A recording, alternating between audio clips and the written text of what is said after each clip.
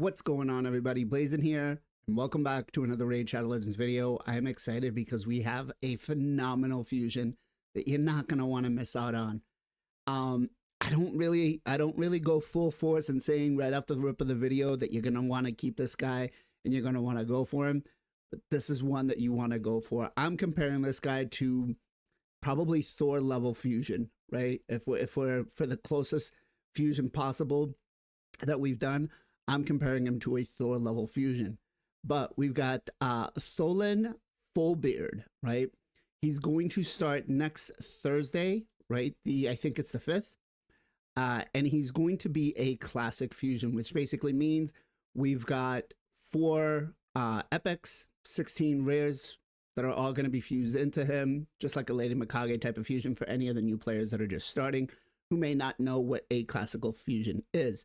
So he is forced, attack base, door faction. Now they didn't give us any of the pit pictures or the graphics of him. They just gave us a skill kit because they want to try to keep it hush hush, build a little bit of, you know, I guess, I don't know. I don't know what the word that I'm looking for here is. Maybe you guys can let me know in the comments below. What word am I looking for? But again, I think that this guy is going to be a must-have fusion.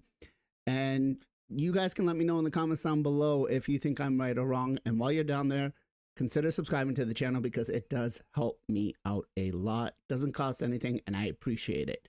So let's break down the skill kit. And then at the end, you guys tell me if you're going to go for him or not. So the A1, Demon Breaker, attacks all enemies before attacking, has a 25% chance of placing a weakened debuff for 2 turns. So that's just flat out. Now, if it is a boss or a corrupted alliance champion, it now boosts up to a 50% chance to place the 25% weaken. And then if they're from the corrupted alliance, it cannot be resisted. Now that is already enhanced on top of the 4 books you would put in, and so you would get yourself a 75% chance against bosses, again AoE, so this makes it phenomenal for Hydra, and then a 50% chance on an A1 for 2 turns. That is phenomenal. And then if you get the weaken on everybody, like this is not enough, you're getting an extra turn. So I just want to touch the corrupted alliance is Demon Spawn, Undead Horde, Dark Elves, and Night Revenant. So if you land it on any one of them, it is going to be irresistible for them. And it's, I mean, Faction Wars basically is going to be easy for you if you get this guy. All right, so the A2, it's a single target, attacks 1 enemy 2 times. Each hit will ignore 25% of the target's defense. If the target is from the Corrupted Alliance, a boss, or a minion, will ignore 50% of the target's defense instead.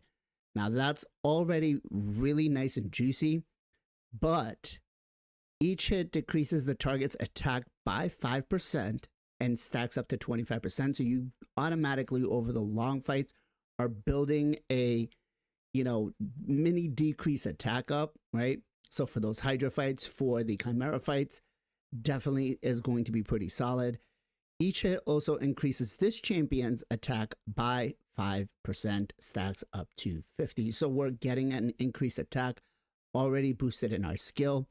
It books down from a 4-turn cooldown to a 5-turn, which is, sorry, from a 4-turn cooldown to a 3-turn cooldown. We get some damage based off of that. So far, between the A1 and the A2, we are taking 7 books, which is not too bad, right?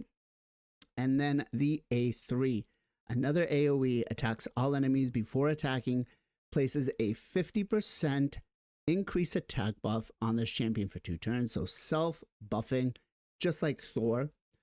For each critical hit landed on the first hit, right? So if we're, you know, the first one that we go, if we land 1, 2, or 3, or even 4 crits, which you obviously are going to be building them with crit rate, so you're going to get 4 crit rates, increases the damage dealt on the second hit by 10%. So on the second hit, as long as you're not hitting a, you know, weak affinity, or strong affinity, I guess I should say, as long as you don't weak hit, then you get a 40% damage boost on the second hit for the A3, which is phenomenal. Again, we'll ignore unkillables and shields. And again, this comes down to a 3-turn cooldown with 3 books into it. That's strong, man. That is strong. I would really love to have seen the unkillable maybe be Stone Skin. So ignore Stone Skin and shields. I think that would have been a little bit better. Maybe give us reaction back into the meta, kind of shake things up a little bit, because right now it's you're either going first or you're going full Stone Skin, and depending on which side you are, you're either playing the Poisons of Cavalax or you're just purely playing bombs. The passive, nothing crazy, but I don't think he needs anything else crazy on the passive, right?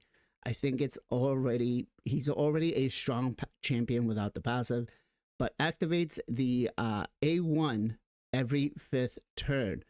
So you don't get to lose a turn. You get basically an extra A1, puts out the weekend on everybody else. So you could essentially get to just turn after turn after turn, depending on how you go, right? So you could start with the A3, go back in, he counterattacks. You could probably get yourself an extra turn on the counterattack. So I think this guy is going to be absolutely crazy. The second part of the passive is enemies from the Corrupted Alliance and boss's minions cannot land critical hits on this champion. So he cannot be critically hit by a boss. That's crazy, right? I'm reading this right. Enemies from the Corrupted Alliance, bosses, and minions cannot land critical hits on this champion. Or maybe, I guess, I'm going to have to get a little more clarification, because the way I'm reading it is the boss and boss's minions cannot land it, right? So it's champion enemies from the Corrupted Alliance, comma, bosses and boss's minions cannot land critical hits. So it sounds like this guy can never be critically hit from any PvE content as long as you're using him in there. I think that's kind of crazy right there. And then increases ally attack in all battles by 30% on his aura. Overall, I'm really excited. I really wish I was tier 3 to be able to get in and play test them. I think he's going to be a lot of fun, and I don't want to miss out on this guy. I might even actually get him done on a couple of different accounts, because this is how good I think he is. So you guys let me know in the comments down below. Do you see yourself going for this fusion?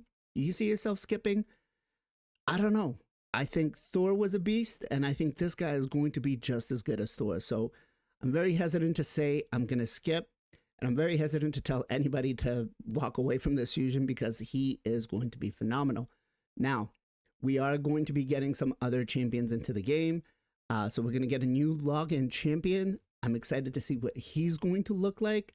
If he's anything like this guy, I'm all in. I'm loving it. I'm loving it. Loving it. Join us every Sunday, 2 p.m. EST for the Knights of Teleria podcast, where we dive into the world of Raid Shadow Legends, discussing everything from free-to-play strategies to pay-to-win insight, and covering the journey from early to mid-game. Whether you're a newbie or a seasoned player, we have something for everyone. Don't miss out on the Knights of Teleria podcast, the only podcast for Raid Shadow Legends. As always, much love, much appreciation. Be safe, be well, be good to each other. I'll catch you guys next time.